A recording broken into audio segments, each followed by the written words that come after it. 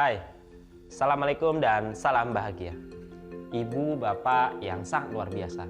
Setelah mempelajari dasar-dasar pemikiran Ki Hajar Dewantara dan melaksanakan demonstrasi kontekstual, pada kali ini saya akan menyampaikan koneksi antar materi, refleksi, dan kesimpulan tentang pemikiran Ki Hajar Dewantara.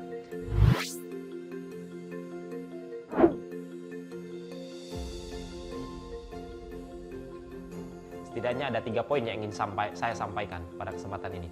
Poin pertama, saya awali dengan sebelum mempelajari konsep atau dasar pemikiran Ki Hajar Dewantara, apa yang saya percaya tentang murid dan pembelajaran di kelas. Yang pertama, saya mempercayai dan berorientasi mengejar target kurikulum dan mengharuskan siswa harus menuntaskan pembelajaran dengan mendapatkan nilai di atas KKM pada seluruh kelas yang saya ampu. Bahkan saya sering kesal dengan siswa jika mendapat nilai di bawah KKM dan menganggap siswa tersebut kurang cakap dalam pelajaran. Saya berasumsi bahwa hasil akhir berupa angka ataupun nilai adalah tujuan utama tanpa memikirkan proses dan nilai karakter yang terdapat pada siswa. Yang kedua, proses pembelajaran berpusat pada guru dan monoton, serta terbatas dengan menggunakan metode ceramah adalah metode yang terbaik yang saya terapkan tanpa memikirkan kemauan dan perasaan siswa. Saya merasa peran guru paling utama adalah hanya mentransfer ilmu pengetahuan saja, seakan-akan saya adalah sumber utama ilmu. Yang ketiga, kurangnya terjalinan kedekatan emosional dengan siswa, sehingga penumbuhan nilai karakter kurang terbangun dengan baik. Dalam mengkondisikan kelas dan dalam mencapai target kurikulum, saya meyakini dengan menggunakan metode ancaman dan hukuman untuk mengubah perilaku siswa tersebut. Poin yang kedua yang ingin saya sampaikan adalah apa yang berubah dari pemikiran atau perilaku saya setelah mempelajari pemikiran Ki Hajar Dewantara. Nah, setelah mengikuti pendidikan calon guru penggerak, terutama mempelajari modul 1.1, saya banyak belajar tentang dasar-dasar atau gagasan pemikiran Ki Hajar Dewantara. Ada 3 dasar yang saya simpulkan, yaitu pertama, pendidikan memerdekakan. Yang kedua, pendidikan menuntun. Dan yang ketiga, pendidikan sesuai dengan kodrat zaman dan kodrat alam. Pandangan saya terhadap pendidikan berubah dan baru menyadari bahwa selama ini cara berpikir dan yang telah saya lakukan sebagai seorang pendidik kurang tepat dan keliru karena tidak sesuai dengan pemikiran Ki Hajar Dewantara. Adapun yang saya sadari terkait pemikiran itu adalah yang pertama, pendidikan itu memerdekakan. Saya menyadari sebagai pendidik harus membenahi proses pembelajaran dengan cara memberikan materi dan soal-soal latihan dengan memperhatikan minat, bakat, dan kemampuan siswa agar siswa tidak tertekan dan dapat tumbuh sesuai dengan kodratnya. Artinya memberikan kebebasan siswa dalam belajar dan mengerjakan soal sesuai dengan keinginan dengan batasan-batasan dan kesepakatan. Pendidikan yang memerdekakan adalah kebebasan belajar tanpa tekanan dan menyesuaikan dengan minat, bakat, karakteristik, dan kemampuan siswa. Tugas guru adalah mendesain proses pembelajaran yang mampu mengakomodir siswa dengan sesuai minat, bakat, karakteristik, dan kemampuan siswa tersebut yang sangat beraneka ragam. Kemudian pendidikan itu menuntun. Sebagai pendidik tidak dapat memaksa kehendak kita sendiri untuk mengubah anak. Seorang guru harus mampu menuntun siswa sesuai minat, bakat, dan kemampuan siswa. Oleh sebab itu, saya menyadari bahwa untuk menciptakan suasana belajar itu harusnya tanpa paksaan.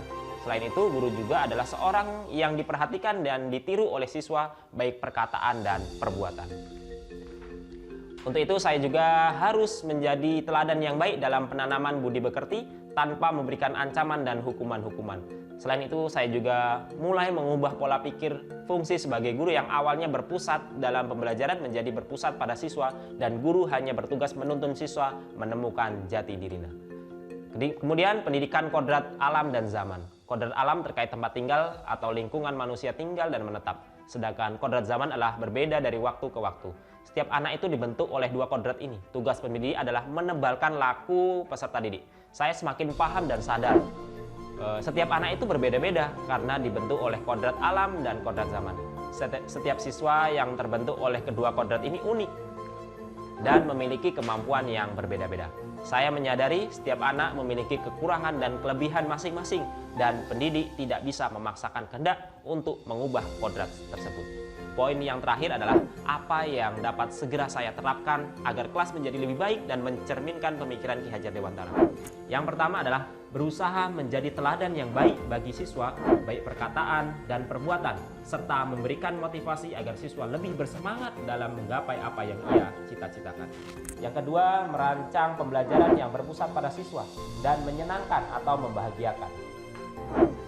Yang ketiga, mengenali dan mengidentifikasi karakter dan latar belakang siswa dengan cara menggali informasi dari pengamatan, catatan dengan wali kelas, orang tua, dan lain sebagainya yang berkaitan dengan kebiasaan, minat, bakat, ataupun kemampuan menyerap materi, serta meminta masukan dari siswa tentang metode pembelajaran yang seperti apa yang mereka sukai dan diinginkan.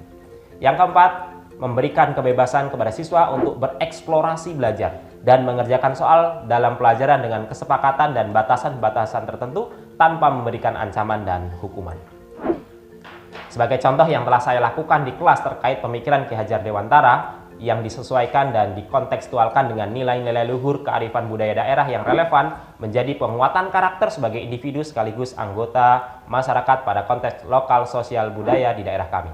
Secara kodrat alam dan konteks sosial budaya di Bengkulu Utara, di mana kekuatan budaya hukum adat suku Rejang telah diterapkan sebagai simbol ketaatan terhadap norma agama dan norma sosial agar ia mampu mencapai keselamatan dan kebahagiaan. Selain itu, masyarakat Bengkulu Utara yang awalnya juga banyak berprofesi sebagai petani padi dan kopi, kemudian banyak yang beralih berganti menjadi petani karet dan sawit. Yang lebih menguntungkan sebagai simbol perubahan adalah hal yang kekal dan terus terjadi serta sebuah keniscayaan. Nah, pendidikan adalah fondasi utama dari sebuah perubahan ataupun peradaban bangsa agar ia mampu mencapai keselamatan dan kebahagiaan.